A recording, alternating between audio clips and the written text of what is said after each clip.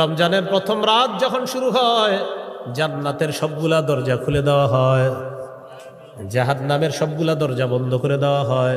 ওয়াসুলসিলাতিশ শায়াতিন, শয়তানগুলাকে শিকলে আবদ্ধ করা হয়। তাহলে হুজুর, শয়তান যদি শিকলে আবদ্ধ থাকে, রমজান মাসে আমরা গুনাহ করি কেন? বলেন অভ্যাসগত গুনাহ। বলেন কি গুনাহ? রমজানে গুনাহ কেন করি? অভ্যাসগত। ওই যে 11 মাস অভ্যাস হয়ে গেছে, এটা গুনাহ করে রমজানে। রিমোটটা রমজান মাসে হাতে নেয়, নিয়ে টেলিভিশনটা ছাড়ে, পরে মনে পড়ে ইন্ডালিল্লাহ রমজান মাস। ওই অভ্যাসগত প্রতিদিন রিমোট ওই টাইমে হাতে নিতেন, রমজান মাসেও হাতে নিয়ে নিয়েছেন, পরে মনে পড়ছে রমজান, হ্যাঁ লা হাওলা ওয়ালা কুওয়াতা ইল্লা বিল্লাহ রেখে দেব। তাহলে এটা কি গুনাহ? অভ্যাসগত।